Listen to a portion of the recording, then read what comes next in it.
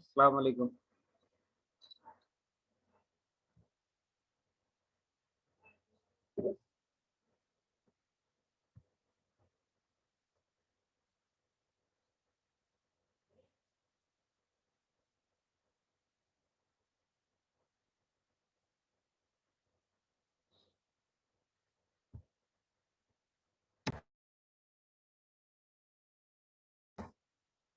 अस्सलाम वालेकुम।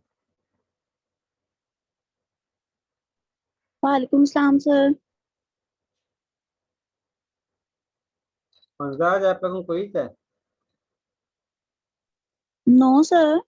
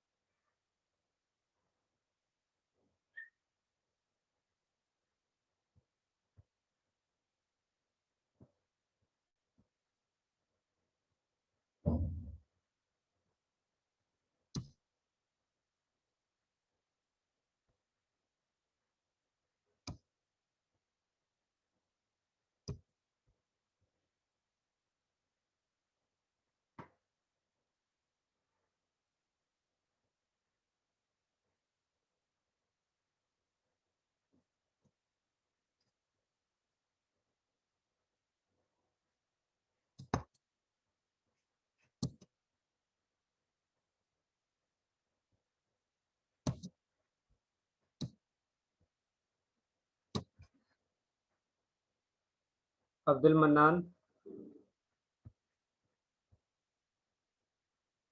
Abdul Mannan, Ajwa Manal, yes sir. Aliza Basharat, present sir. Humayum Abuzar, Humayum Abuzar, Ansa, Ansa Yaqoob, present sir. Anza Javed, present sir. Aqsa, जी sir. Barira, Barira Aslam,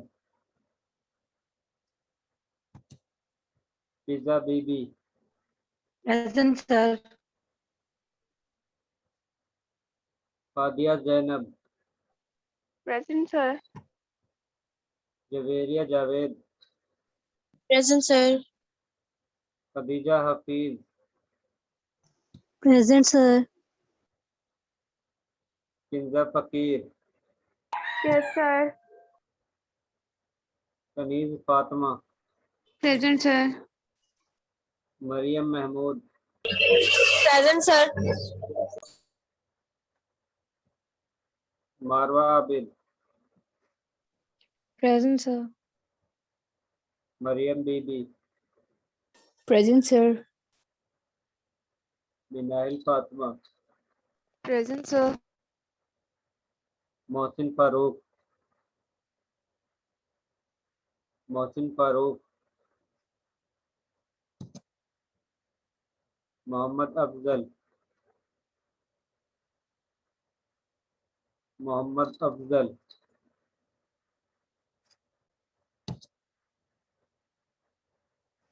Mohammad Hussain, present sir. Muhammad Rizwan,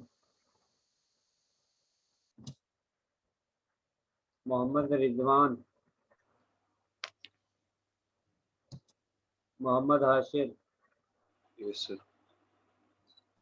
Mohammad Saad, present sir. Muhammad Usman, present sir. Muzayyan, present sir. Nadeem, present sir. Nimra Khalil, present sir. Nimra Siddiq, Nimra Siddiq, Noor, Yes, sir. Usama, Present, sir. Ramla Mazhar, Present. रिदा जैनब,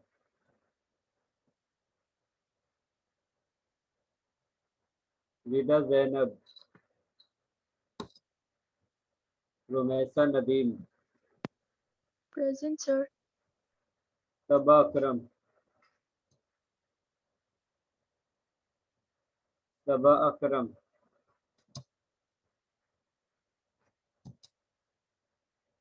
समीउल्लाह,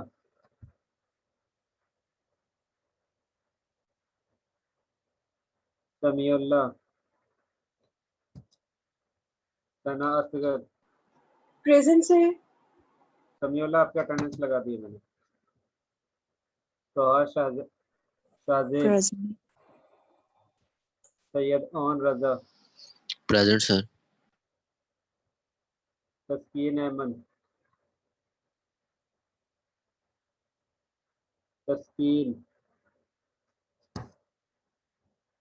जैनब राहील, Present, sir. या वो student नाम सुन लें जो इस class में एब्सेंट हैं, अगर प्रेजेंट है तो वो अटेंडेंस लगवा सकते हैं। अब्दुल मन्नान, हमाइम अबूजर,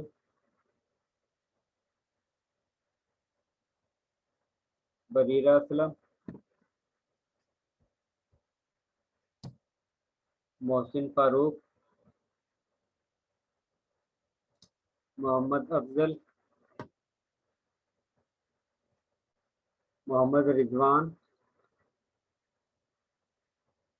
निमरा सिद्दीक, रिदा जैनब, सबा अकरम, तस्कीन अहमद।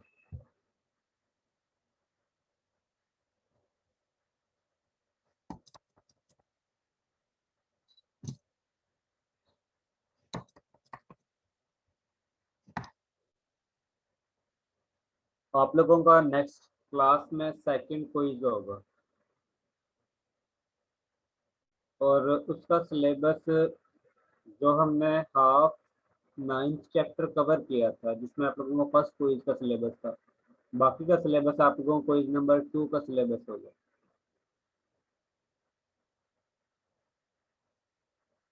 नेक्स्ट क्लास में फ्राइडे को आप लोगों का क्विज नंबर 2 होगा और उसका सिलेबस जो है last half chapter 9th chapter का सिलेबस होगा।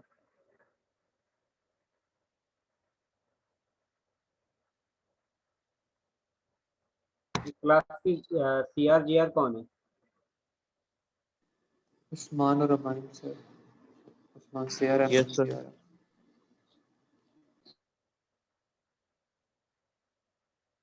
Yes, sir. मान आपकी क्लास में दुआ कमर स्टूडेंट है जी सर। जिससे अभी तक रजिस्ट्रेशन नहीं हुई है, वैसे यानी क्लास अटेंड कर रही है?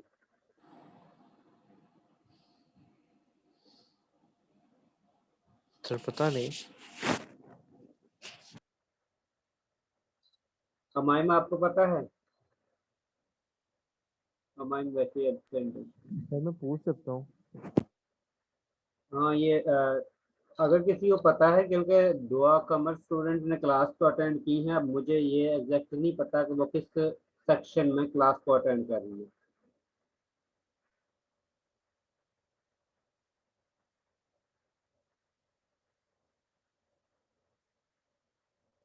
क्योंकि उसके रजिस्ट्रेशन करवानी है, इसलिए मैं कंफर्म करना चाहता था कि वो किस सेक्शन में क्लास को अटेंड कर रही है।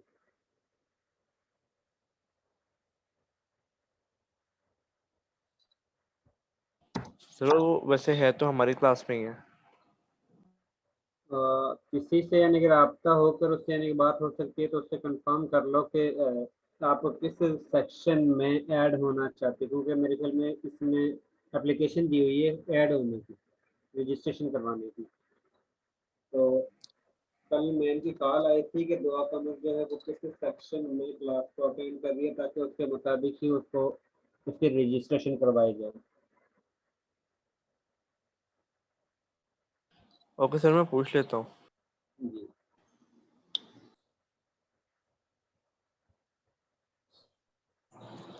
सर अटेंडेंस हो गई। जी सब अटेंडेंस हो गई है।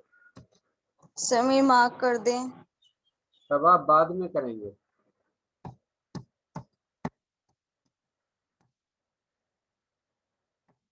लास्ट टाइम सबा ने क्या स्टडी किया था? सबा अकरम, यस सर। लास्ट टाइम हमने क्या स्टडी किया था? कुछ पढ़ा था या बस वैसे ही क्लास को जाया कर दिया था? सर पढ़ा था। ये याद रखें, आप लोगों की क्लास के 5 नंबर पार्टिसिपेशन के होंगे। आप लोगों के जिस तरह अब क्लासेस जो हैं वो ऑनलाइन शिफ्ट हो रही हैं, तो इसी वजह से आप लोगों के 5 मार्क्स, एब्सोल्यूट 5 मार्क्स जो हैं वो क्लास पार्टिसिपेशन के हैं।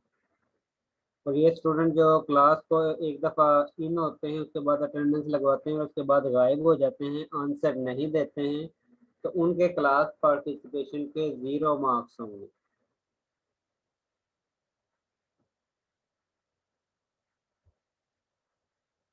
जी अंसा याकूब, जी सर। लास्ट क्लास में हमने क्या स्टडी किया था और आपने क्या सीखा था उसमें? सर मुझे तो भूल गया है। इतनी जल्दी भूल गया या पढ़ाई नहीं है? सर पढ़ा ही नहीं है। देखिए, मैं ये चीज़ आप लोगों को पहले बार बार कह रहा हूँ कि आप लोगों को साथ में स्टडी करनी चाहिए, अदरवाइज सिलेबस बहुत ज़्यादा हो जाता है। क्योंकि मोस्टली स्टूडेंट ऑनलाइन में यही सोचते हैं कि आप लोगों ने बस पढ़ लिया है, इसका मतलब है तैयारी हो गई है, और पेपर अगर ऑनलाइन होगा तो हम चीटिंग या इस तरह करके पेपर को सॉल्व कर लेंगे। ये इस तरह होता नहीं है जिस तरह आप लोग सोचते हो, क्योंकि अगर हमारी मर्जी के मुताबिक हर काम होना शुरू हो जाए तो कोई भी स्टूडेंट जो है ना ही A+ ग्रेड से नीचे का उसका ग्रेड नहीं आएगा। इसलिए हर चीज़ जो है हमारी ख्वाहिश के मुताबिक नहीं होती है। इसलिए मैं आप लोगों को बार बार कह रहा हूँ कि आप लोग साथ साथ लेक्चर को स्टडी करते रहो। जीरो में ऐसा Sir, we studied the Boy's Law in the last class. और उसमें अपना क्या यानी कि सीखा था ये बता दो। Sir, काफी कुछ पढ़ा था। Boy's Law की definition थी कि pressure of a gas is inversely proportional to its volume when temperature and number of moles are constant. और फिर हमने formula derive किया था। बिल्कुल ठीक है। जी सर,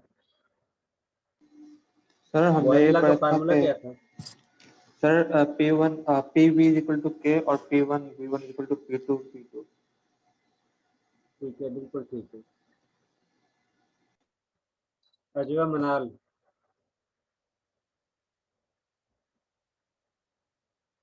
अजवा मनाल,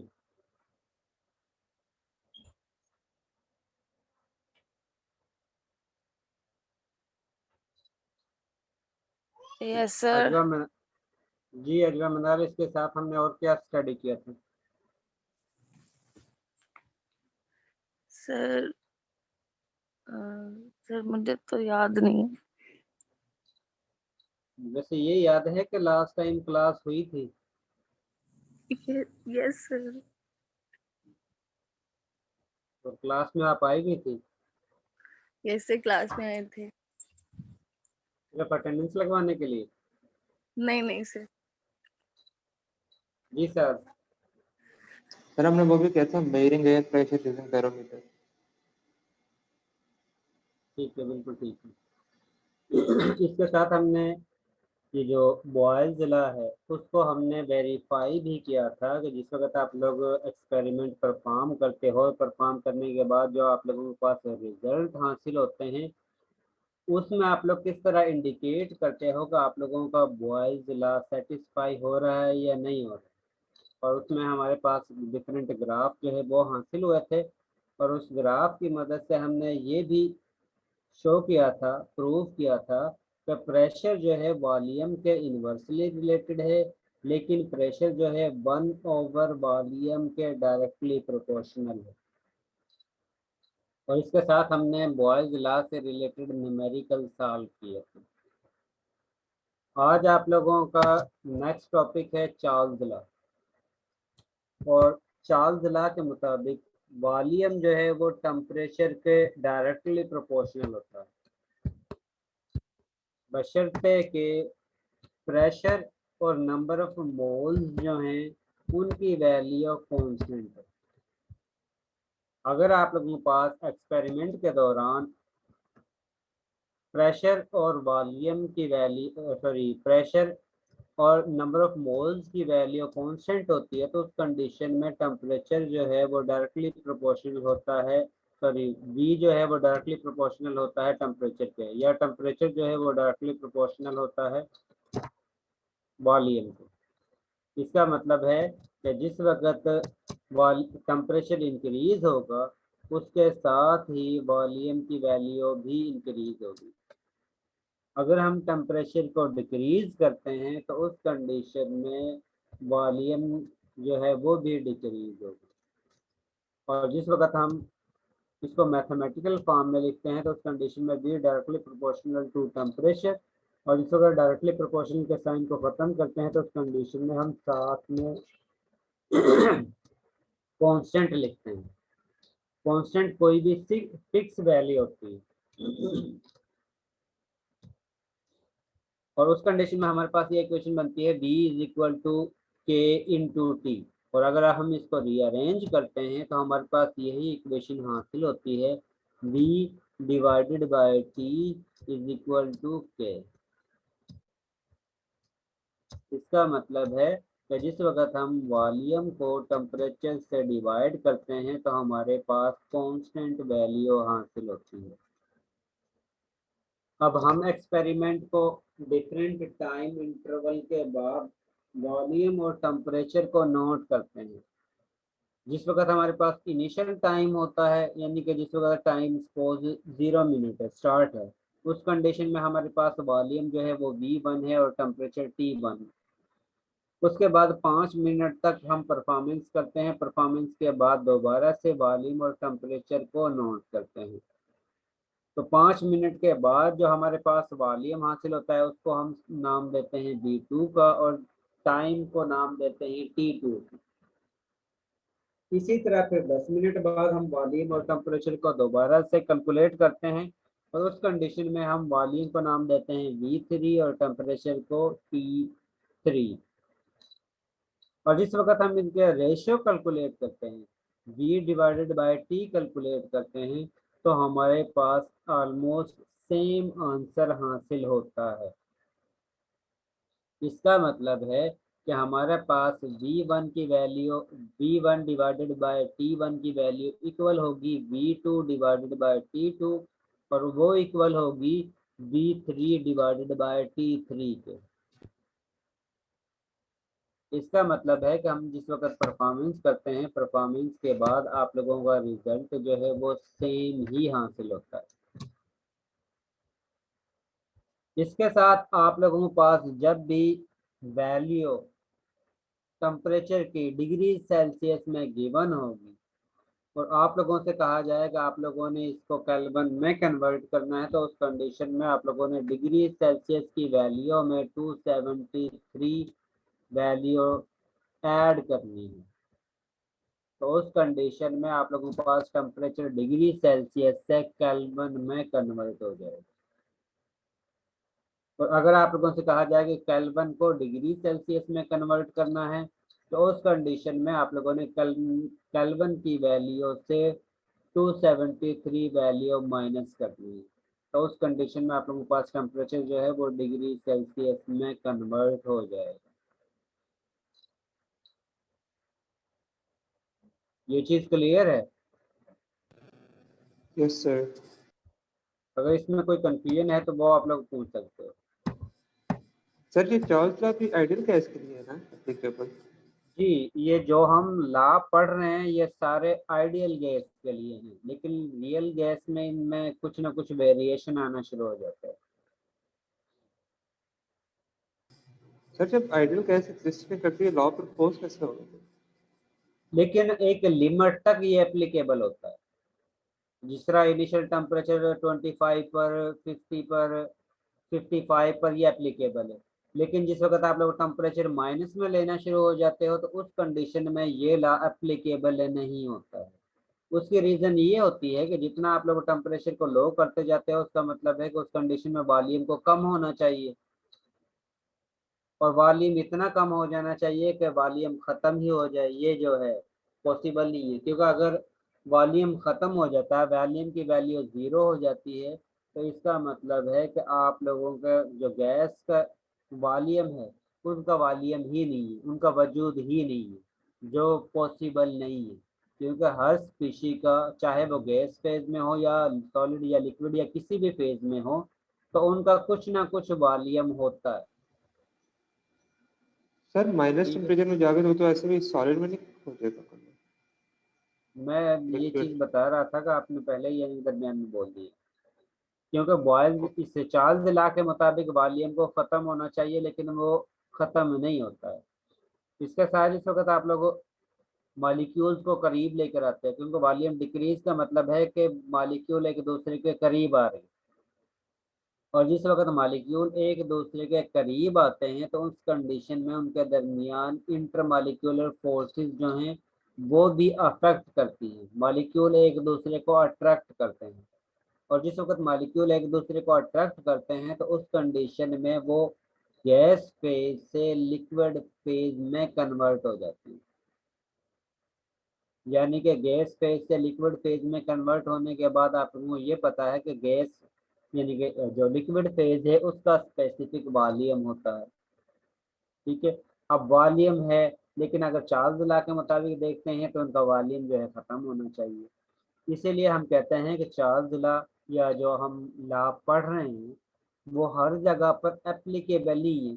उनकी लिमिट है जहाँ तक वो एप्लीकेबल होते हैं, अगर उससे मजीद आप लोग टेम्परेचर को लो करते हो तो उस कंडीशन में ये चार्ल्स लॉ जो है वो एप्लीकेबल नहीं होता। ठीक है, okay sir, thank you. Most welcome. इसमें अगर किसी की कोई कंफ्यूजन है तो वो आप लोग पूछ सकते हो।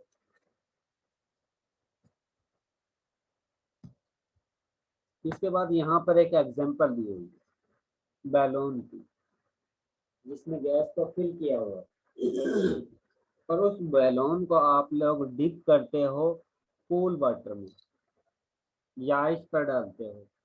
अब जिस वक्त उस बैलून को डालते हो कूल वाटर में तो उस कंडीशन में मॉलिक्यूल जो इस बैलून के अंदर फिल हैं उनके काइनेटिक एनर्जी जो है वो कम होती है, और जिस वक्त काइनेटिक एनर्जी कम होगी इसका मतलब है कि उनकी मूवमेंट भी कम होगी, और जिस वक्त उनकी मूवमेंट कम होगी इसका मतलब है मॉलिक्यूल एक दूसरे के ज़्यादा करीब होंगे। क्योंकि बेसिकली बैलून जो है वो बारह उस वक्त जो है फूलता है जिस वक्त आप लोगों का इंटरनल प्रेशर, गैस की वजह से इंटरनल प्रेशर जो है उसकी वैल्यू ज़्यादा हो और एक्सटर्नल प्रेशर की वैल्यू कम हो। और जिस वक्त प्रेशर आप लोगों को पता है किस तरह ज़्यादा इंक्रीज होता है कि जिस वक्त आप लोग गैस मॉलिक्यूल की काइनेटिक एनर्जी को इंक्रीज करते हो। अगर आप लोग गैस मॉलिक्यूल की काइनेटिक की एनर्जी को कम कर देते हैं तो इसका मतलब है कि इंटरनल प्रेशर जो है उसकी वैल्यू भी कम हो जाएगी, और जिस वक्त इंटरनल प्रेशर की वैल्यू डिक्रीज होगी तो उस कंडीशन में इनका वॉल्यूम जो है, गुब्बारे का वॉल्यूम जो है वो डिक्रीज हो जाएगा। अगर आप लोगों के पास सेम गुब्बारा है, अगर आप लोग कूल वाटर में उसको ऐड करते हो तो उस कंडीशन में ये देखें उसका वॉल्यूम जो है वो काफ़ी कम है, क्योंकि मॉलिक्यूल्स की मूवमेंट जो है कूल करने की वजह से कम हो चुकी है। और जिस वक्त उनकी काइनेटिक एनर्जी कम हुई है तो इसका मतलब है कि उनकी वजह से प्रेशर जो है वो भी कम जनरेट हो रहा है, यानी कि इंटरनल प्रेशर की वैल्यू कम है। लेकिन अगर आप लोग इसी बैलून को हीट करते हो या ऐसे वाटर पर रखते हो जिसका टेम्परेचर ज़्यादा है, तो उस कंडीशन में मॉलिक्यूल जो हैं वो एनर्जी को ऑब्जर्व करेंगे, हीट को ऑब्जर्व करेंगे। और जिस वक्त वो हीट को ऑब्जर्व करेंगे इसका मतलब है कि उनकी काइनेटिक एनर्जी ज़्यादा हो जाएगी। और जिस वक्त मॉलिक्यूल्स की काइनेटिक एनर्जी ज़्यादा होगी इसका मतलब है कि वो ज़्यादा फोर्स के साथ बैलून की वॉल के साथ कोलिजन करेंगे। और जिस वक्त वो ज़्यादा फोर्स के साथ कोलिजन करेंगे इसका मतलब है कि वो ज़्यादा प्रेशर एक्सर्ट करेंगे। और जिस वक्त वो ज़्यादा प्रेशर एक्सर्ट करेंगे तो इसका मतलब है कि इंटरनल प्रेशर की वैल्यू एक्सटर्नल प्रेशर की निस्बत खासी ज़्यादा है। और उसी वजह से बैलून का साइज जो है वो इंक्रीज हो जाता है, बैलून का वॉल्यूम जो है वो इंक्रीज हो जाता है। अगर आप लोग टेम्परेचर को लो करते हो तो उस कंडीशन में वॉल्यूम जो है वो कम होगा। और अगर आप लोग टेम्परेचर को ज़्यादा करते हो तो उस कंडीशन में वॉल्यूम जो है वो ज़्यादा हो। इसे यही वजह जब हम गुब्बारा धूप में रखते हैं तो गुब्बारा फट जाता है। जी यही वजह होती है क्योंकि मॉलिक्यूल्स जो हैं जो गैस से आप लोगों ने फिल किए हुए हैं वो धूप से जो एनर्जी है उसको ऑब्जर्व करते हैं। एनर्जी को ऑब्जर्व करने के बाद ज़्यादा फोर्स के साथ जो गुब्बारा है उसकी बॉल के साथ कोलिजन शो करते हैं और उस कंडीशन में प्रेशर ज़्यादा हो जाता है और उसी वजह से वो बैलून जो है वो फट जाता है। जी सर। क्योंकि प्रेशर जितना ज़्यादा होगा इसका मतलब है कि उसकी कोशिश होगी कि जो भी बॉल है उसके रास्ते में जो भी रुकावट है उसको तोड़ने की कोशिश करेगा।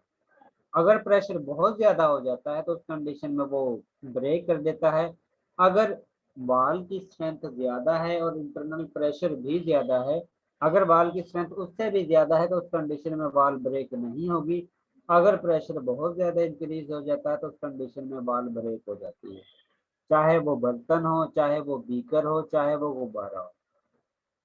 ठीक है। सर वो आप लोग बाज़ दफ़ा ये भी देखते हो ना एक्सपेरिमेंट जिस वक्त करते हो और आप लोग बीकर या सर्टेन फ्लास्क को हीट करते हो तो हीट करने के बाद वो बाज़ दफ़ा ब्रेक भी हो जाती है। वो ब्रेक इसी वजह से होती है कि इंटरनल प्रेशर जो है वो बहुत ज़्यादा हो जाता है और उसकी वजह से बाल जो है वो ब्रेक हो जाती है, क्योंकि गैस की कोशिश होती है कि उस बाल से बाहर निकलने की ट्राई करती है गैस। यहाँ पर हमारे पास एक्सपेरिमेंटल रिजल्ट है। इस ग्राफ की मदद से हमने ये शो किया हुआ है कि अगर आप लोग प्रेशर को चेंज करते हो तो उस कंडीशन में वॉल्यूम पर क्या इफेक्ट होता है। तो जिस वक्त आप लोगों के पास नंबर ऑफ मोल्स भी सेम हो तो उस कंडीशन में इस पर क्या इफेक्ट होता है। इसके साथ दूसरे हमारे पास ये दिया हुआ है कि जिस वक्त हमारे पास प्रेशर सेम हो और नंबर ऑफ मोल्स डिफरेंट हो तो उस कंडीशन में वॉल्यूम पर क्या इफेक्ट होता है। पहला ग्राफ रेड कलर में जो आप लोगों के पास शो हो रहा है इसमें नंबर ऑफ मोल्स और क्वांटिटी जो है और टेम्परेचर सेम है, लेकिन इसमें प्रेशर की वैल्यू जो है वो डिफरेंट है। एक में जो है वो 1500 है और दूसरे में 2500 स्टार। अब दोनों में नंबर ऑफ मोल सेम है क्योंकि सेम ही गैस फिल की हुई है और उसकी अमाउंट सेम है, टेम्परेचर इसमें सेम है। ठीक है। तो इसके बाद वो कहता है जिस वक्त हम डिफरेंट वैल्यू कैलकुलेट करते हैं, सॉरी इसमें टेम्परेचर जो है वो वेरी करते हैं, नंबर ऑफ मोल्स सेम है, प्रेशर की वैल्यू भी प्रेशर जो है वो डिफरेंट है और टेम्परेचर जिस वक्त वेरी करता है तो उस कंडीशन में आप लोगों के पास रिजल्ट जो हासिल होता है उसकी वैल्यू भी डिफरेंट हासिल होगी। अगर आप लोग सेम वॉल्यूम पर सॉरी सेम टेम्परेचर पर वैल्यू कैलकुलेट करते हो और प्रेशर डिफरेंट होता है, ऑक्सीजन गैस के लिए। तो सबसे पहला जो आप लोगों के पास रिजल्ट हासिल होता है वो ये आप लोगों के पास वॉल्यूम हासिल होता है, और इस वॉल्यूम पर टेम्परेचर की वैल्यू जो है वो ऑलमोस्ट 0 से कम है, यानी कि माइनस में है। ठीक है, इसके बाद सर ये जो पहली स्ट्रेट लाइन है ये प्रेशर को कांस्टेंट रख के की है ना, फिर ये साइड आठ लगे। सॉरी, सर प्रेशर को कांस्टेंट रखा है, फिर ये फर्स्ट स्ट्रेट लाइन जो हासिल हुई है प्रेशर को कांस्टेंट रखा है इसमें, चार्ल्स लॉ है। ये जो टोटल लाइन है इस दौरान इसकी वैल्यू जो है प्रेशर 15 स्टार ही रहा है। जी उस सर। कंडीशन में हमने इसका वॉल्यूम नोट किया है टेम्परेचर को वेरी करके, तो हमारे पास ये रिजल्ट हासिल हुआ। इसके बाद वही गैस है, उतनी ही अमाउंट है, टेम्परेचर को हम चेंज कर रहे हैं, लेकिन प्रेशर की वैल्यू जो है वो उससे ज्यादा इंक्रीज कर दी है। पहले 1500 थी, अब 2500 डिग्री सेल्सियस स्टार है। तो उस कंडीशन में हमारे पास ये रिजल्ट हासिल हुआ। अब इसकी वैल्यू में और इसकी वैल्यू में काफी डिफरेंस है, क्योंकि इस कंडीशन में वॉल्यूम और प्रेशर जो है उसकी वैल्यू में काफी डिफरेंस है। अब इसकी रीजन यही है कि इसमें प्रेशर की वैल्यू जो है वो कम है, इसमें प्रेशर की वैल्यू ज्यादा है। इसी वजह से इसमें वॉल्यूम की वैल्यू ज्यादा हासिल हुई है और इस केस में वॉल्यूम की वैल्यू कम हासिल हुई है। इसका मतलब है कि अगर आप लोग प्रेशर को चेंज करते हो सेम टेम्परेचर पर, क्योंकि इनके दोनों का टेम्परेचर जो है वो सेम है, इसमें जो टेम्परेचर है उसकी वैल्यू भी सेम है और नंबर ऑफ मोल्स की वैल्यू भी सेम है। जस्ट हमने इसको प्रेशर को चेंज किया है, तो उस कंडीशन में वॉल्यूम की वैल्यू डिफरेंट हमारे पास हासिल होगी। ये जो पहली दो एग्जांपल है। ठीक है, इसके बाद second example, sir Charles law में टेम्परेचर भी तो चेंज होना चाहिए, क्योंकि ये तो डायरेक्टली प्रोपोर्शनल है एक दूसरे की। ये हम मर्ज करके बॉयल्स लॉ को, चार्ल्स लॉ को और एवोगैड्रोस लॉ को स्टडी कर रहे हैं। इसमें सिर्फ चार्ल्स लॉ ही नहीं है। ठीक है, अगर हम चार्ल्स लॉ की बात करते हैं, ये पहले जो मैंने बताया है वो बॉयल्स लॉ के रेफरेंस से मैंने बताया। ठीक है, अब हम चार्ल्स लॉ के मुताबिक चेक करते हैं कि पहले आप लोगों के पास रिजल्ट जो हासिल हुआ है, क्योंकि चार्ल्स लॉ के मुताबिक आप लोगों का प्रेशर जो है वो भी कांस्टेंट होना चाहिए और नंबर ऑफ मोल्स भी कांस्टेंट होने चाहिए।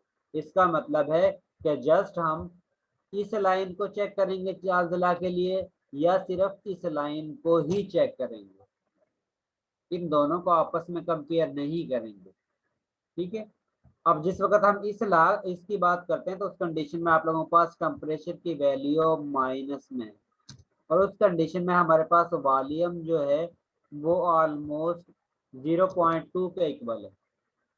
इसके बाद हम माइनस से टेम्परेचर को इंक्रीज करके 0 डिग्री सेल्सियस तक लेकर आते हैं। अब टेम्परेचर को इंक्रीज किया है तो उस कंडीशन में हमारे पास वॉल्यूम की वैल्यू जो है वो भी इंक्रीज हुई है।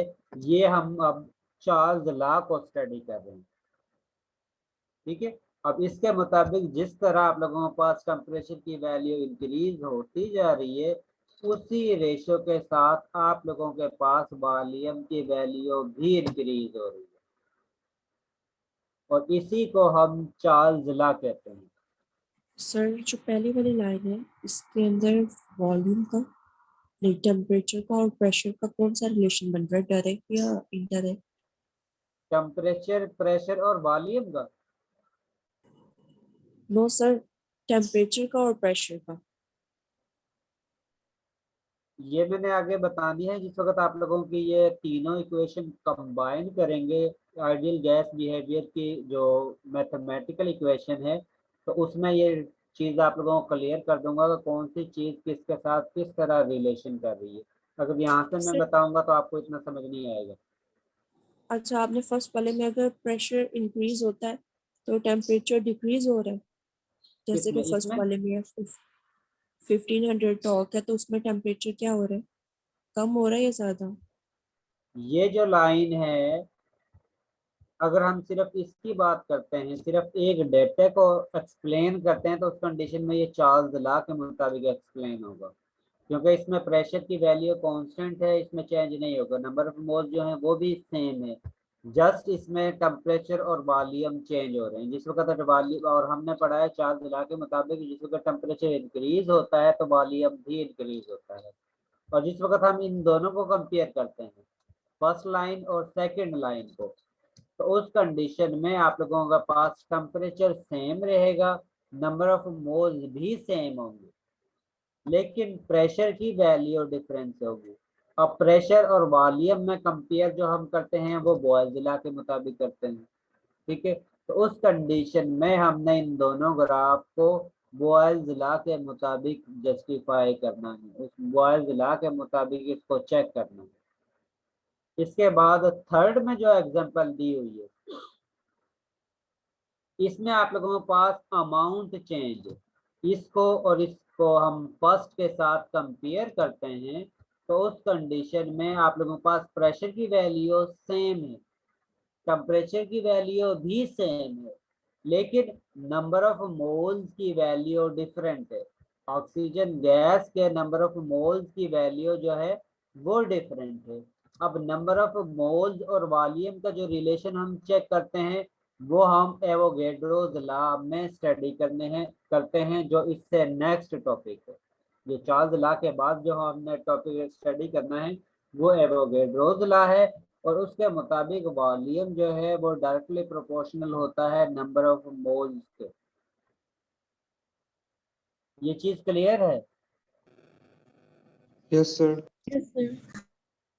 अगर हम इसको कंपेयर करते हैं वॉल्यूम को प्रेशर के साथ, तो उस कंडीशन में वॉल्यूम का प्रेशर के साथ इनवर्स रिलेशन है। और अगर हम वॉल्यूम को कंपेयर करते हैं नंबर ऑफ मोल्स के साथ, तो उस कंडीशन में वॉल्यूम का नंबर ऑफ मोल्स के साथ डायरेक्ट रिलेशन है। और जिस वक्त हम वॉल्यूम को कंपेयर करते हैं टेम्परेचर के साथ, तो उस कंडीशन में टेम्परेचर के साथ वॉल्यूम का डायरेक्ट रिलेशन है। और अगर हम कंपेयर करते हैं प्रेशर को टेम्परेचर के साथ, तो उस कंडीशन में टेम्परेचर और ये जो प्रेशर है ये डिपेंड करता है कि आप लोग इंटरनल प्रेशर को चेक कर रहे हो या एक्सटर्नल को। अगर आप लोग इंटरनल को शेयर करते हो तो उस कंडीशन में जितना आप लोग टेम्परेचर इंक्रीज करोगे उतना ही प्रेशर इंक्रीज होगा, जितना टेम्परेचर कम करोगे उतना ही प्रेशर की वैल्यू भी कम होगी। इसका मतलब है कि प्रेशर और टेम्परेचर का डायरेक्ट रिलेशन है, ठीक है। यहाँ तक क्लियर है? जी सर। इसके बाद जिस वक्त हम फर्स्ट टेबल को थर्ड के साथ कंपेयर करते हैं, तो उस कंडीशन में हमारे पास प्रेशर 1500 टॉर है, यानी प्रेशर की वैल्यू कांस्टेंट है। इसके साथ हमारे पास नंबर ऑफ मोल्स जो है वो डिफरेंट है। एक में हमारे पास गैस की अमाउंट जो है वो 1 ग्राम है, सेकंड में हमारे पास गैस की अमाउंट जो है वो 0.5 ग्राम है। और नंबर ऑफ मोल्स हम निकालते हैं mess divided by molar mass. अब दोनों का मैस तो सेम है 32, यानी कि ऑक्सीजन मॉलिक्यूल है तो दोनों का मॉलिक्यूलर मैस सेम है, लेकिन मैस की अमाउंट डिफरेंट है। अब मैस डिफरेंट है तो इसका मतलब है कि दोनों गैसेस के नंबर ऑफ मोल्स भी डिफरेंट होंगे। और जिस वक्त हम इनको नंबर ऑफ मोल्स की बेस पर कंपेयर करते हैं, तो इसके नंबर ऑफ मोल्स ज्यादा हैं और इसके नंबर ऑफ मोल्स कम हैं। और जिसके नंबर ऑफ मोल्स ज्यादा होंगे इसका मतलब है उनकी वजह से वॉल्यूम भी ज्यादा होगा, और जिनके नंबर ऑफ मोल्स कम होंगे उसकी वजह से वॉल्यूम भी कम होगा। और जिस तरह हम इनको कंपेयर करते हैं, इस पॉइंट और इस पॉइंट को, ये मैं क्लीन करके दोबारा से आपको शो करता हूँ। जिस वक्त हम कंपेयर करते हैं इस पॉइंट और ये थर्ड पॉइंट को, तो उस कंडीशन में जिस वक्त आप लोगों वॉल्यूम को चेक करते हो तो थर्ड पॉइंट में वैल्यू वॉल्यूम की आपको पास 0.3 आती है, और इस केस में आप लोगों के पास वॉल्यूम की वैल्यू जो है वो ऑलमोस्ट 0.15 हासिल होती है। अब आप लोगों के पास इसमें टेम्परेचर की वैल्यू जो है वो कांस्टेंट है। इसका मतलब है कि जिस वक्त आप लोग नंबर ऑफ मोल्स को चेंज करते हो तो उस कंडीशन में आप लोगों के पास वॉल्यूम भी चेंज होता है। जिस तरह हमने ये जो वर्क एक्सपेंशन वर्क कंप्रेशन की स्टडी की थी, जिसके मुताबिक नंबर ऑफ मोल्स इंक्रीज होते हैं तो उस कंडीशन में वॉल्यूम जो है वो इंक्रीज होता है। अगर नंबर ऑफ मोल्स डिक्रीज होते हैं तो उस कंडीशन में वॉल्यूम की वैल्यू भी डिक्रीज होती है। यही हमने स्टडी किया था ना। तो Yes, यहाँ sir. पर हमारे पास बिल्कुल सेम ही केस है कि इसमें नंबर ऑफ मोल्स ज्यादा हैं, इसका मतलब है इसकी वजह से वॉल्यूम आपके पास 0.3 हासिल होता है लीटर। और इस वक्त हम वॉल्यूम को डिक्रीज करते हैं यानी कि हाफ करते हैं तो उस कंडीशन में आप लोगों के पास प्रेशर की वैल्यू ऑलमोस्ट वॉल्यूम की वैल्यू ऑलमोस्ट हाफ डिक्रीज हुई है, यानी कि 0.3 लीटर से 0.15 लीटर तक शिफ्ट हुई है। इसका मतलब है कि जितना आप लोग नंबर ऑफ मोल्स को कम करोगे तो उस कंडीशन में आप लोगों के पास वॉल्यूम की वैल्यू उतनी ही कम हासिल होगी, और अगर आप लोग नंबर ऑफ मोल्स की वैल्यू ज्यादा करते हो तो उस कंडीशन में आप लोगों के पास वॉल्यूम की वैल्यू भी ज्यादा हासिल होगी। ठीक है, इसके बाद ये एक एग्जांपल है न्यूमेरिकल की चार्ज ला के लिए। तो आप लोग जी सर लास्ट स्लाइड कीजिएगा।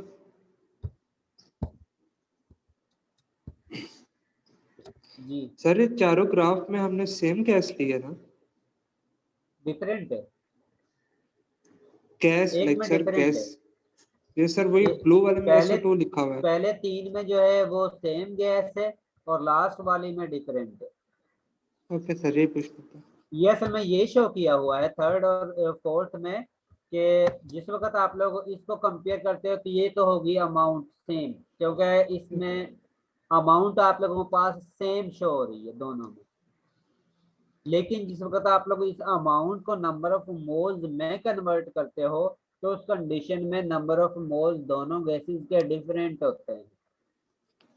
तो इस केस के नंबर ऑफ मोल्स जो हैं वो ज्यादा बनते हैं और इस गैस के नंबर ऑफ मोल्स कम बनते हैं, और जिसका नंबर ऑफ मोल्स कम होंगे इसका मतलब है उनकी वजह से वॉल्यूम भी कम हासिल होगा, और जिसके नंबर ऑफ मोल्स ज्यादा होंगे उसके अंदर वॉल्यूम की वैल्यू जो है वो ज्यादा होगी।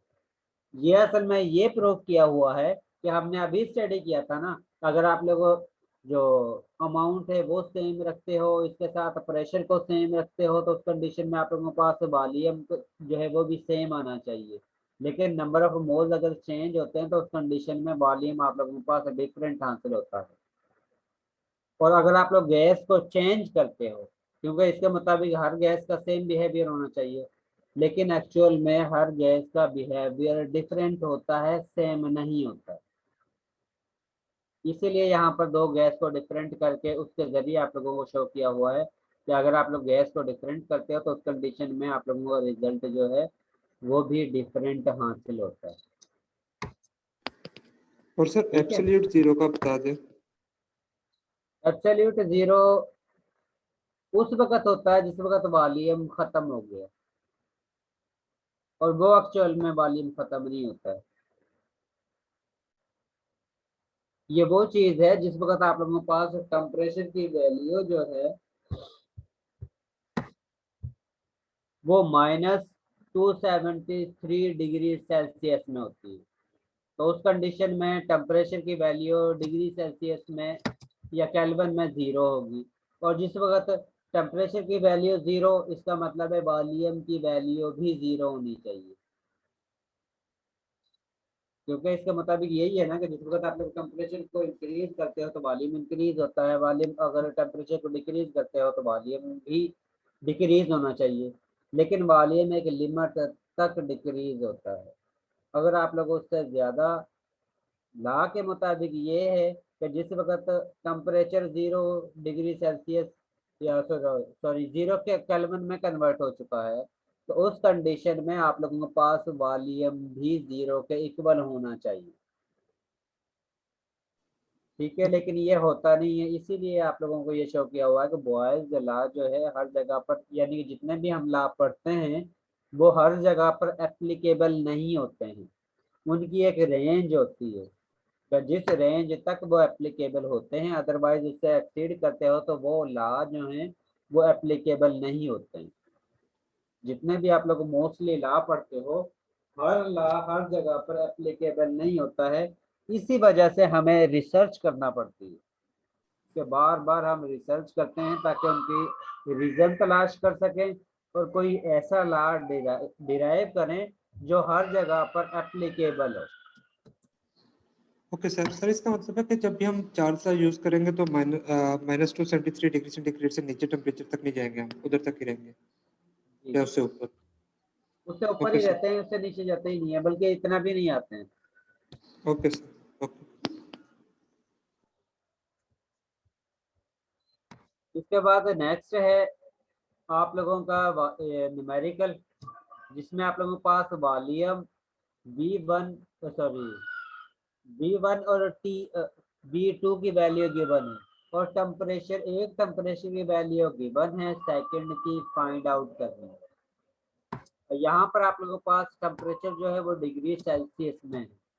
आप लोगों ने सबसे पहले इसको डिग्री सेल्सियस को केल्विन में कन्वर्ट करना है, और केल्विन में कन्वर्ट करने के लिए इसमें 0.00 में 273.15 वैल्यू ऐड करनी है। तो ये वैल्यू आप लोगों के पास केल्विन में कन्वर्ट होगी। उसके बाद आप लोगों ने चार्ल्स लॉ, जिसके मुताबिक V1 divided by T1 is equal to V2 divided by T2 का फार्मूला अप्लाई करना है और आप लोगों ने वैल्यू कैलकुलेट करनी है।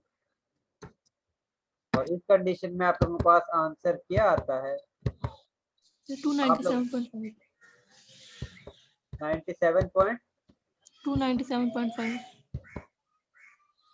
97.5 केल्विन। ठीक है, इसके साथ आप लोगों के पास एक नेक्स्ट एग्जांपल मैं आप लोगों को शो करवाता हूं। और इसका आंसर हर स्टूडेंट ने इंडिविजुअल सॉल्व करके मुझे मैसेज करना है। ठीक है, ये सेकंड एग्जांपल जो है इसमें भी सेम फार्मूला अप्लाई होगा और इसको हर स्टूडेंट ने सॉल्व करके इसका जो आंसर आता है वो मैसेज के जरिए मुझे शेयर करना है।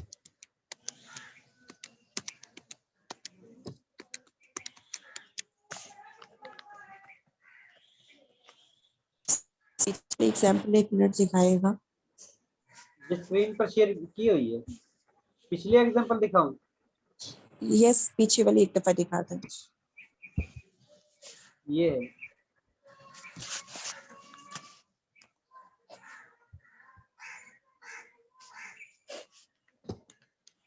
Okay sir, thank you.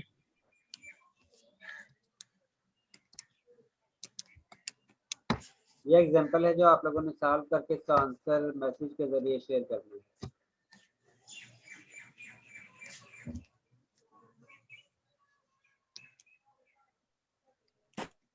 आपको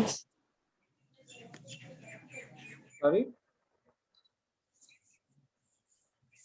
ये आप लोगों को चैट बॉक्स जो है इसमें आप लोगों ने आंसर जो है मैसेज के जरिए शेयर कर देना है।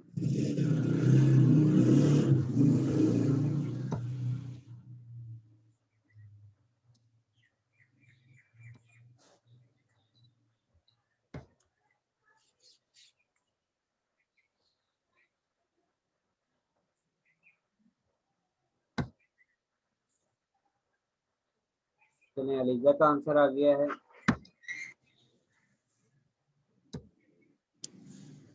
हमजा का भी आंसर आ गया है और मोहम्मद उसामा का भी आंसर आ गया है।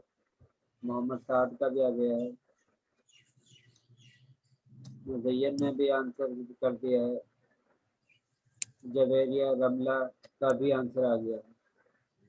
तो आप लोगों का वॉल्यूम जो हासिल हो रहा है, वॉल्यूम जो हासिल हो रहा है ऑलमोस्ट सभी का सेम है। इसका मतलब है कि सभी ने ठीक परफॉर्मेंस की है। जिदा का भी आ गया है, बरीरा का भी आ गया, सैयद और रजा ने भी कर लिया है।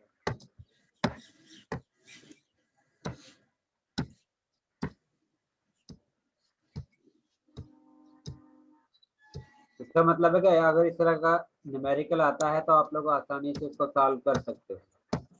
ठीक है, इसके बाद आप लोगों का नेक्स्ट टॉपिक है एवोगैड्रोस लॉ। एवोगैड्रोस लॉ जो है, जिस तरह मैंने आप लोगों को पहले बताया है, इसके मुताबिक वॉल्यूम जो है वो नंबर ऑफ मोल्स के डायरेक्टली प्रोपोर्शनल होता है। तो जिस तरह नंबर ऑफ मोल्स इंक्रीज होते हैं, उसके साथ ही आप लोगों के पास वॉल्यूम की वैल्यू भी इंक्रीज होगी। और जिस तरह डायरेक्टली प्रोपोर्शनल के साथ खत्म करते हैं तो कांस्टेंट वैल्यू हासिल होती है। तो अगर हम इसको रीअरेंज करते हैं तो हमारे पास वैल्यू बनती है b divided by n is equal to constant. और जिस वक्त हम ग्राफ की मदद से इसको इंडिकेट करते हैं तो हमारे पास ये ग्राफ हासिल होता है। अब इसमें along x axis number of moles की वैल्यू इंक्रीज हो रही है और अलोंग वाई एक्सिस यहाँ पर वॉल्यूम की वैल्यू इंक्रीज हो रही है। इसका मतलब है कि हमारे पास सबसे पहले ये रिजल्ट हासिल हुआ है जिसमें आप लोगों के पास नंबर ऑफ मोल्स की वैल्यू कम है तो उस कंडीशन में वॉल्यूम की वैल्यू भी कम हासिल हुई है। इसके बाद अगर आप लोगों ने नंबर ऑफ मोल्स को इंक्रीज किया है तो उस कंडीशन में आप लोगों के पास वॉल्यूम की वैल्यू भी इंक्रीज हुई है। उसके बाद और मजीद अगर आप लोग नंबर ऑफ मोल्स की वैल्यू को इंक्रीज करते हो तो उस कंडीशन में वॉल्यूम की आप लोगों के पास मजीद वैल्यू इंक्रीज होती है। इससे हम ये कह सकते हैं कि अगर आप लोगों के पास नंबर ऑफ मोल्स की वैल्यू इंक्रीज होती है, आप लोग गैस के नंबर ऑफ मोल्स इंक्रीज करते हो तो उस कंडीशन में वॉल्यूम इंक्रीज होगा। और अगर आप लोगों के पास नंबर ऑफ मोल्स कम होते हैं तो उस कंडीशन में वॉल्यूम डिक्रीज होगा। और इसके इक्वेशन जो है वो v1 divided by n1 is equal to v2 divided by n2 हासिल होती है। जी नोट।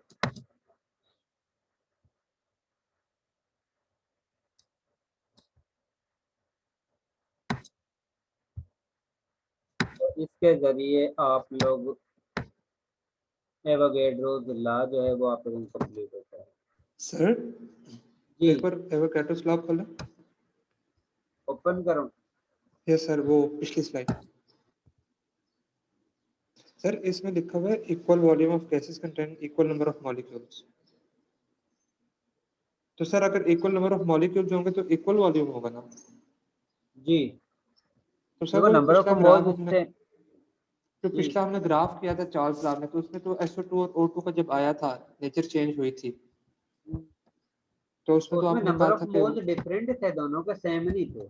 ये जो हमने ग्राफ देखा था इसमें नंबर ऑफ मोल्स दोनों के डिफरेंट थे, सेम नहीं। ये वाला जो इसमें जिस वक्त हम नंबर ऑफ मोल्स, आप लोगों को नंबर ऑफ मोल्स किस तरह कैलकुलेट करते हो? Mess divided by molar mass. Molar mass. अगर यस हम सर। ऑक्सीजन के नंबर ऑफ मोल्स निकालते हैं ऑक्सीजन मॉलिक्यूल के, तो इसके नंबर ऑफ मोल्स होते हैं 0.5 डिवाइडेड बाय इसका मोलर मैस यानी कि 32। ठीक है, इसका आंसर चेक कर लो। और जिस वक्त आप लोग सल्फर डाइऑक्साइड गैस के लिए नंबर ऑफ मोल्स निकालते हो तो उस कंडीशन में आप लोगों के पास वैल्यू बनती है 0.5 डिवाइडेड बाय 64। ठीक है, अब यस सर, समझ गया। 0.5 को 64 से डिवाइड करते हो या 0.5 को 32 से डिवाइड करते हो तो आंसर तो आपके पास डिफरेंट हासिल होगा ना। Yes sir, yes sir. Okay इसका सर। मतलब है कि नंबर ऑफ मोल्स जो है वो डिफरेंट है। और जिस वक्त नंबर ऑफ मोल्स डिफरेंट होगी इसका मतलब है कि आप लोगों का वॉल्यूम की वैल्यू भी डिफरेंट ही हासिल होगी। ठीक है, okay sir, thank you sir.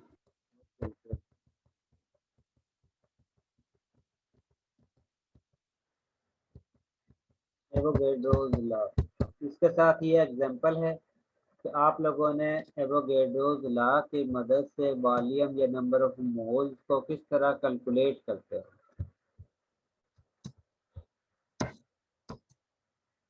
आप लोगों के पास V1 की वैल्यू गिवन है, V2 की वैल्यू गिवन है और N2 की वैल्यू गिवन है। और इक्वेशन आप लोगों के पास जो है वो V1 divided by N1 is equal to V2 divided by N2 है।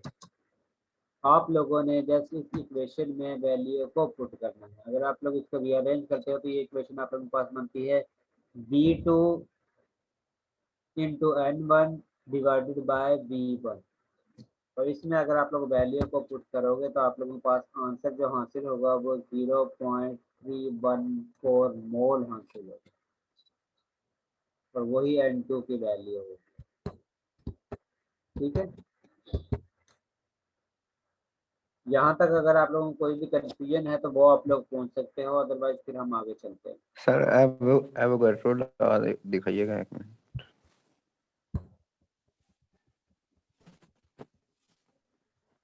ये सर इसे एक बार थोड़ा सा ना कर इसमें नहीं। इसमें किस चीज़ की समझ नहीं आई? सर ये इसकी डेफिनेशन क्या है और फार्मूला कैसे ड्राइव होगा? इसकी डेफिनेशन यही है कि वॉल्यूम जो है नंबर ऑफ मोल्स के डायरेक्टली प्रोपोर्शनल होता है, और इसको हम मैथमेटिकल फॉर्म में लिखते हैं V directly proportional to number of moles. और जिस वक्त हम डायरेक्टली प्रोपोर्शनल के साइन को खत्म करते हैं तो V is equal to constant into number of moles. और अगर आप लोग इसको रीअरेंज करते हो तो आपके पास ये इक्वेशन बनती है V divided by N is equal to constant. इसका मतलब है कि वॉल्यूम और नंबर ऑफ मोल्स की रेशियो की वैल्यू आप लोगों के पास हमेशा कांस्टेंट ही हासिल होगी। जितनी वैल्यू आप लोगों को फर्स्ट टाइम कैलकुलेट करने के बाद वैल्यू हासिल करोगे, उतनी ही वैल्यू आप लोगों के पास सेकंड टाइम में हासिल होगी। क्योंकि आप लोग जब भी रीडिंग हासिल करते हो तो उस कंडीशन में डिफरेंट टाइम इंटरवल के बाद वैल्यू को कैलकुलेट करते हो। और डिफरेंट टाइम यानी कि पहले आपने 5 मिनट के बाद वैल्यू हासिल की है, उसको हम V1 N1 का नाम देते हैं। उसके बाद फिर आप लोगों 5 मिनट के बाद वैल्यू हासिल करते हो तो उसका आप लोग V2 N2 का नाम देते हो। जी साहब। सर इसमें लिखा हुआ है द गैस डजंट मैटर, तो इसका मतलब है अगर 0.5 मोल O2 के और 0.5 मोल SO2 के हो, नंबर ऑफ मोल्स सेम होने चाहिए, गैस जो मर्जी हो। सर तो उसका गैस के मॉलिक्यूल के साइज पे नहीं डिपेंड करेगा, वो तो डिफरेंट होता है ना मॉलिक्यूल आप का लोग साइज। ये पढ़ते हो मोल का, जिस वक्त आप लोगों ने PC1 में कंसेप्ट पढ़ा, यस कि सर। जिस वक्त हम कंपेयर करते हैं हाइड्रोजन गैस को, ठीक यस है, सर। ऑक्सीजन गैस या वाटर मॉलिक्यूल के साथ, ठीक है, तो उस कंडीशन में दोनों का नंबर ऑफ मोल सेम है या डिफरेंट है? तो सेम है। इसके भी नंबर ऑफ मोल्स एक है, इसका भी नंबर ऑफ मोल्स 1 है। यस अगर आप सर। लोग इसकी जगह पर ले लेते हो C6H12O6,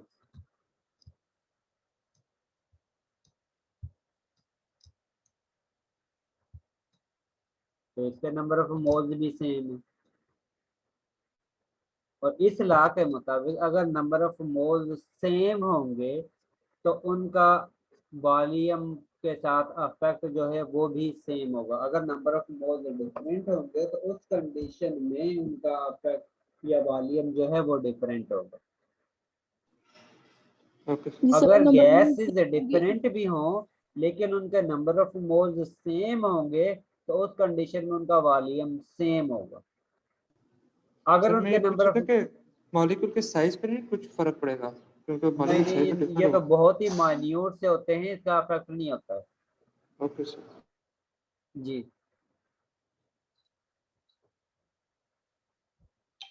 जी, इसके अलावा कोई कंफ्यूजन है तो वो आप लोग पूछ बिल्कुल सकते हो। सर, बिल्कुल इसी तरह जिस तरह वो नंबर ऑफ मोल्स पार्टिकल्स के साथ सेम होती है, सेम नंबर ऑफ हाँ मोल्स में। जी जी, आप लोगों ने उसमें PC1 में ये चीज पढ़ी भी हुई है कि आप लोगों के पास नंबर ऑफ मोल सेम होंगे तो उस कंडीशन में इनका वॉल्यूम की वैल्यू भी सेम हासिल होती है।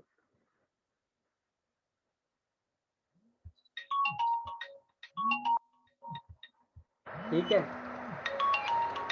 Yes sir.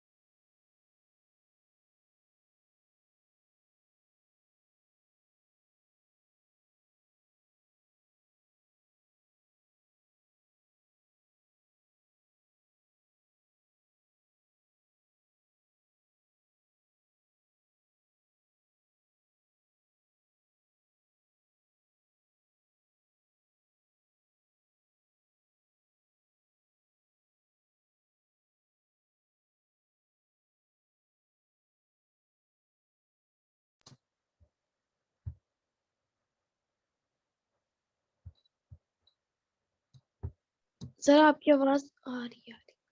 आ रही है? वो असल में यस सर दरमियान में कॉल आ गई थी, उसकी वजह से डिस्टर्बेंस हुई। इसके बाद नेक्स्ट है कि हम इस वक्त इन तीनों लॉज को कंबाइन करते हैं तो उस कंडीशन में हमारे पास क्या रिजल्ट हासिल होता है। क्योंकि पहले हम इन जो आपके पास रिजल्ट हासिल हुआ है उनको इंडिविजुअल डिस्कस कर रहे थे। एक गैस को बॉयल ला के जरिए हम चेक करें कि वॉल्यूम का प्रेशर के साथ क्या रिलेशन होता है। उसके बाद हमने चेक किया था कि वॉल्यूम का नंबर ऑफ मोल्स के साथ क्या रिलेशन होता है। इसके साथ हमने चेक किया था कि वॉल्यूम का टेम्परेचर के साथ क्या रिलेशन होता है। इसके बाद हमने चेक करना है कि अगर हमारे पास वैल्यू जो है यानी कि ये जो परफॉर्मेंस है उसको दौरान तीनों फैक्टर को कंबाइन स्टडी करते हैं तो उस कंडीशन में हमारे पास किस तरह का रिजल्ट हासिल होना चाहिए। इसके मुताबिक जिस वक्त आप लोग तीनों इक्वेशन को कंबाइन करते हो तो जिसमें आप लोगों ने ये देखा है कि बी जो है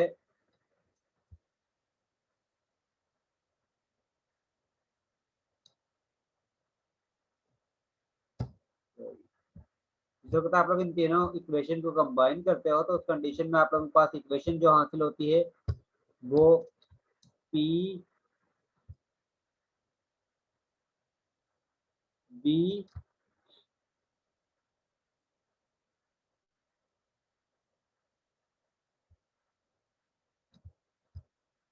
डायरेक्टली प्रोपोर्शनल है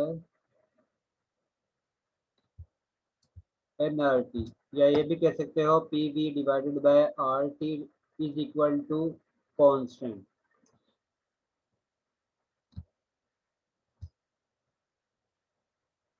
आप लोगों ने जो स्टडी किया है वो volume inversely related to pressure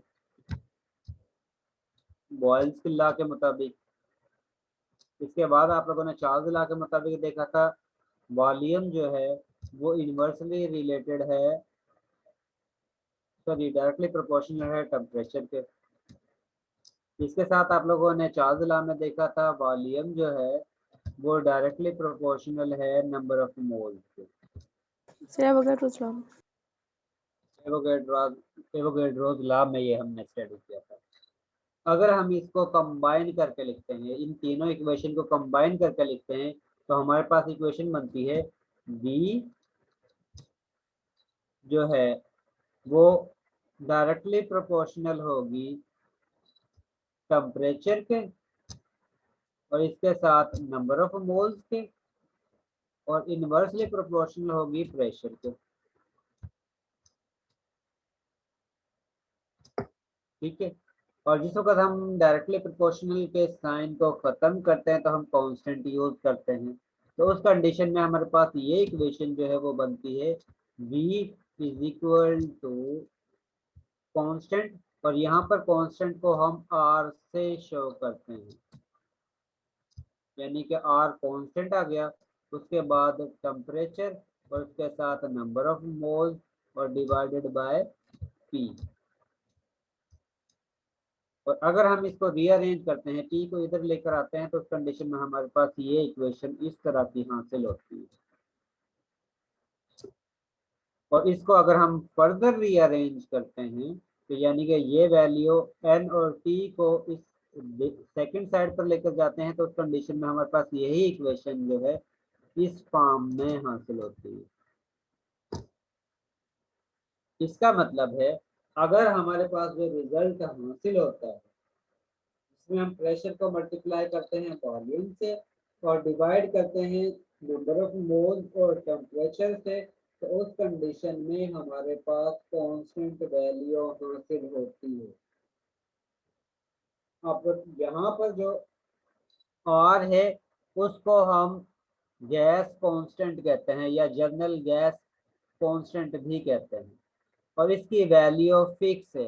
अगर आप लोग इनका यूनिट प्रेशर का यूनिट वॉल्यूम का यूनिट या नंबर ऑफ टेम्परेचर का यूनिट डिफरेंट करते हो तो उस कंडीशन में आप लोगों के पास R की वैल्यू डिफरेंट हासिल होती है। और मोस्टली जो हम न्यूमेरिकल के दौरान यूज करते हैं वो वैल्यू हम एटीएम लीटर पर मोल पर केल्विन में यूज करते हैं। और उस कंडीशन में हमारे पास आर की वैल्यू जो हासिल होती है वो इक्वल होती है 0.08206 एटीएम लीटर पर मोल पर केल्विन पे। इसका मतलब है अगर आप लोग प्रेशर को एटीएम में लेते हो, वॉल्यूम को लीटर में लेते हो, नंबर ऑफ मोल्स को मोल में लेते हो और टेम्परेचर को केल्विन में लेते हो, तो उस कंडीशन में आप लोगों के पास आर की वैल्यू 0.08206 एटीएम लीटर पर मोल पर केल्विन के इक्वल हासिल होती है। अब जिस तरह Boyle's law, Charles law, Avogadro's law को हमने देखा था कि उनका रिजल्ट जो है वो कांस्टेंट था, इसी तरह जिस वक्त हम तीनों को कंबाइन करते हैं तो उस कंडीशन में भी हमारे पास कांस्टेंट वैल्यू हासिल होती है।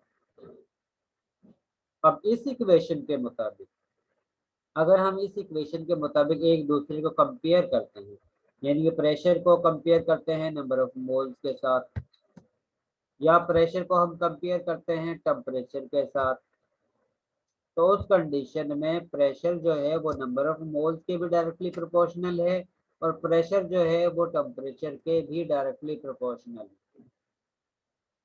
इसी तरह अगर हम वॉल्यूम को कंपेयर करते हैं नंबर ऑफ मोल्स के साथ या टेम्परेचर के साथ, तो वॉल्यूम जो है वो टेम्परेचर के भी डायरेक्टली प्रोपोर्शनल है और नंबर ऑफ मोल्स के भी डायरेक्टली प्रोपोर्शनल है। और अगर हम इन दोनों को कंपेयर करते हैं प्रेशर और वॉल्यूम को, तो उस कंडीशन में ये एक दूसरे के इनवर्सली प्रोपोर्शनल है। ये सारी इंफॉर्मेशन हमें इस मैथमेटिकल इक्वेशन से पता चल रही है कि प्रेशर जो है वो नंबर ऑफ मोल्स के भी डायरेक्टली प्रोपोर्शनल है, इसके साथ टेम्परेचर के भी डायरेक्टली प्रोपोर्शनल है। और जिस वक्त हम वॉल्यूम को चेक करते हैं तो उस कंडीशन में वॉल्यूम भी नंबर ऑफ मोल्स के डायरेक्टली प्रोपोर्शनल है, इसके साथ वॉल्यूम जो है वो टेम्परेचर के भी डायरेक्टली प्रोपोर्शनल है। और जिस वक्त हम इन दोनों का आपस में कंपेयर करते हैं तो वॉल्यूम और प्रेशर जो है वो दोनों एक दूसरे के इनवर्सली रिलेटेड हैं। तो एक चीज इंक्रीज होगी तो दूसरी चीज की वैल्यू जो है वो डिक्रीज होगी। जी साहब। सर आपने कहा है प्रेशर और टेम्परेचर डायरेक्टली रिलेटेड है ना इस अकॉर्डिंग, तो अगर जी, जी, टेम्परेचर जी। इंक्रीज होगा तो प्रेशर इंक्रीज होगा, जी, तो सर फिर वॉल्यूम को डिक्रीज होना चाहिए। वॉल्यूम को डिक्रीज, ये इंटरनल प्रेशर की बात हो रही है साहब। मैंने आपको पहले भी बताया था दो तरह के आपके प्रेशर होते हैं, इंटरनल प्रेशर और एक्सटर्नल प्रेशर। ये जो रिलेशन दिया हुआ है वो इंटरनल प्रेशर के लिए दिया हुआ है, ओके सर। क्योंकि आप लोगों ने गैस को तो अंदर फिल किया होता है ना सिस्टम के अंदर, तो उसका ही हम इस बिहेवियर को चेक कर रहे हैं। और जिस वक्त इंटरनल प्रेशर इंक्रीज होगा तो वॉल्यूम तो जाहिर है आपके साथ इंक्रीज ही होगा। ठीक है। Okay sir. तो सर फिर बॉयल्स लॉ में हम कौन सा प्रेशर देख रहे होते हैं जिसमें वॉल्यूम डिक्रीज होता है? उसमें हम एक्सटर्नल देखते हैं। Okay sir, okay. इसमें अगर किसी को कोई कंफ्यूजन है तो वो आप लोग पूछ सकते हो, इसके बाद फिर हम आगे चलते हैं।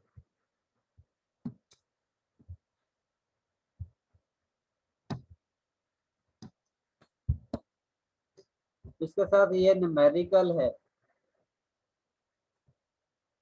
जिसको आप लोगों ने सॉल्व करके आंसर शेयर करना है, और वो भी 2 मिनट के अंदर।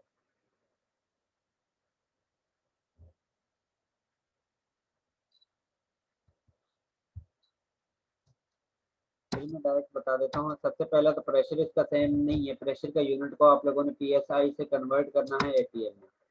टेम्परेचर का यूनिट को कन्वर्ट करना है आप लोगों ने केल्विन में, और ये तो आप लोगों के पास वॉल्यूम का यूनिट ऑलरेडी गिवन है। आप लोगों ने प्रेशर का यूनिट को पीएसआई को कन्वर्ट करना है एटीएम में, इसके साथ आप लोगों ने टेम्परेचर के यूनिट को डिग्री सेल्सियस से कन्वर्ट करना है केल्विन में। और ये जितने भी स्टेप हैं आप लोगों ने न्यूमेरिकल के दौरान तमाम स्टेप को सॉल्व करके फिर पेपर सबमिट करवाना है। अगर आप लोग ये स्टेप नहीं करते, डायरेक्ट वैल्यू पुट कर देते हो, तो उस कंडीशन में मिसिंग स्टेप के नंबर कट जाते हैं। ये याद रखना, कभी भी आप लोगों ने डायरेक्ट वैल्यू पुट नहीं करनी, आप लोगों ने हर स्टेप को बाकायदा लिखना है और उसके बाद आप लोगों ने उसको सॉल्व करना है न्यूमेरिकल को। इसके मुताबिक 24.3 psi इज इक्वल होता है 1.6531 ATM को। और जिस वक्त आप लोग डिग्री सेल्सियस को कन्वर्ट करते हो एटीएम में, सॉरी केल्विन में, तो उस कंडीशन में 25 डिग्री सेल्सियस जो है वो इक्वल होता है 2298 केल्विन के। उसके बाद आप लोगों के पास इक्वेशन पहले ही नाउन है कि नंबर ऑफ मोल्स आप लोगों ने कैलकुलेट करना है, प्रेशर की वैल्यू गिवन है, वॉल्यूम की वैल्यू गिवन है, आर कांस्टेंट इसकी वैल्यू फिक्स है, और टेम्परेचर की वैल्यू गिवन है। प्रेशर को आप लोगों ने जिस वक्त एटीएम में कन्वर्ट कर लिया है, उसकी वैल्यू हमारे पास हासिल हुई है 1.6531, और वॉल्यूम की ऑलरेडी लीटर में गिवन है तो उसकी डायरेक्ट वैल्यू हम पुट कर देंगे। उसके बाद आर की वैल्यू फिक्स है जिसकी वैल्यू 0.08206 है, और टेम्परेचर की वैल्यू आप लोगों ने डिग्री सेल्सियस से केल्विन में जिस वक्त कन्वर्ट की है तो उसकी वैल्यू हासिल होती है 298 केल्विन। ठीक है, वैल्यू को पुट करना है, उसको सॉल्व करना है, सॉल्व करने के बाद आप लोगों के पास रिजल्ट जो हासिल होता है 0.219 मोल हासिल होता है। इस तरह आप लोगों ने इससे रिलेटेड न्यूमेरिकल जो है वो सॉल्व करने हैं। यहाँ तक अगर किसी को कोई कंफ्यूजन है तो वो आप लोग पूछ सकते हो। No sir.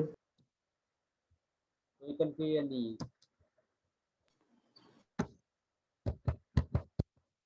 के साथ टाइम भी हो गया है, और ये एक एग्जांपल है, ये सिर्फ देख लो, ये आप लोगों ने वैसे प्रैक्टिस के लिए सॉल्व करनी है। यहाँ 2.1 आ रहा है। सॉरी 2.1 2.1 जी सर। हो सकता है 2.19 आ रहा है सर उसको। यहाँ पर मिस्टेक होगी फिर। सर 2.1 0.21 आ रहा है। 0 पॉइंट सर उस न्यूमेरिकल की बात करें ना इसमें मोल्स फाइंड किए हैं। जी जी मैं उसी की पूछ रहा हूँ। सर उसका 0. सही आंसर है 0.219 ही आ रहा है। बिल्कुल ठीक लिखा हुआ है। ये सर स्लाइड्स में ठीक है, मेरा भी वही आ रहा है। इसका मतलब है कि सॉल्व करने वाले व्यक्ति की कोई मिस्टेक हुई है। 1.8 आ रहा है। सर आप उस स्लाइड शो कर दें। ये स्लाइड मैंने शो की हुई है।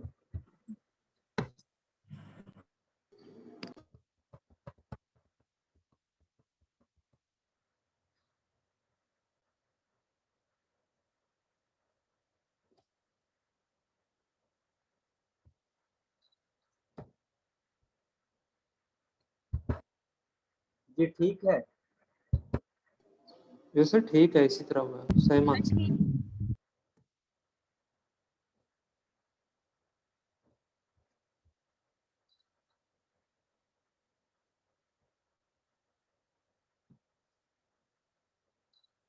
जी सर ठीक है। ठीक है, इसके बाद ये न्यूमेरिकल है जिसमें आप लोगों के पास टेम्परेचर की वैल्यू गिवन है, नंबर ऑफ मोल्स की वैल्यू गिवन है, प्रेशर की वैल्यू गिवन है।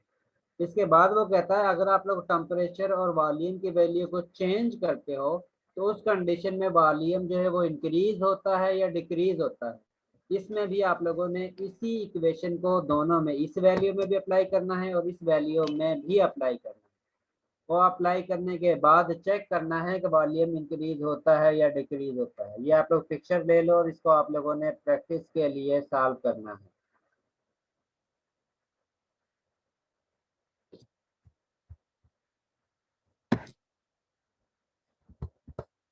ये न्यूमेरिकल है। और आज के लिए इतना ही काफी है। और सर क्विज के लिए वो है ना जो बाकी रह गया था सारा, आप लोगों का एंथैल्पीज 9th वगैरह। चैप्टर का बाकी जितना भी पोर्शन बच गया था उसका आप लोगों का क्विज होगा। Okay sir. अब हम अटेंडेंस लगा लेते हैं उन स्टूडेंट की जो लेट ज्वाइन किया जिन्होंने। अब्दुल मन्नान जी, जैनब सर क्विज जैनब आपका म्यूट हो गया। सर वो पूछ रही है क्विज कब है? क्विज आप लोगों को नेक्स्ट क्लास में है, फ्राइडे को 8 बजे। ओके, मेरा डिस्कनेक्ट हो गया था। ठीक है, अब अटेंडेंस वाले अटेंडेंस लगवा लें। अब्दुल मन्नान, अब्दुल मन्नान है? Yes sir. Okay, Abdul Mannan present. Humayum Abuzar, yes sir. Humayum की अटेंडेंस होगी। उसके बाद बरीरा असलम, प्रेजेंट सर। बरीरा की अटेंडेंस हो गई है। इसके बाद Mohsin Farooq, Mohsin Farooq, Mohsin Farooq is absent. Muhammad Afzal, Muhammad Afzal, Muhammad Afzal is absent. Muhammad Rizwan, present sir. Okay, Rizwan आपकी अटेंडेंस हो चुकी है। Nimra Siddiq, present sir.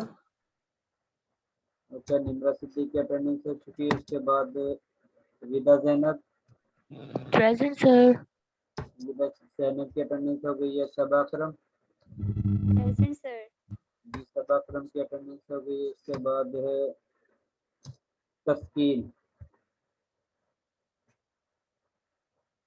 तस्कीन, ये तस्कीन इज एब्सेंट। आपकी क्लास में दुआ कमर है स्टूडेंट? Yes Usman sir. राब्ता हुआ है उससे? यस बट आई थिंक वो ऑफलाइन है। चलिए उस्मान, आपका पास मेरा नंबर तो है, ये नहीं है? मोहम्मद उस्मान, नंबर है सर आपके आपका? पास इस तरह करना कि मेरा नंबर या उससे पूछकर मुझे मैसेज कर देना, या फिर कमर से कहना कि मुझसे रब्ता कर ले। दुआ कमर जो है, जी सर। ठीक जी है? सर, मैंने बोला है उनको, अभी वो ऑफलाइन है शायद, तो रिप्लाई नहीं आया। तो जैसे रिप्लाई आता है मैं आपको बताता हूँ। चलें ठीक है, अब आप लोग लीव कर सकते हो। अल्लाह अल्लाह हाफिज़ एक्सक्यूज मी हाफिज़। सर। अल्लाह अल्लाह हाफिज़। हाफिज जी सर। जी निमरा, सर क्विज का सिलेबस बताइएगा, मेरा डिस्कनेक्ट हो गया था, मुझे पता नहीं चला।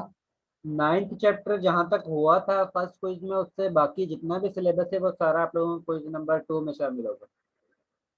Okay sir, thank you.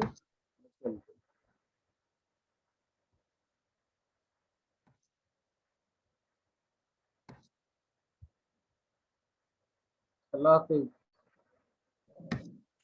Allah हाफिज़ सर।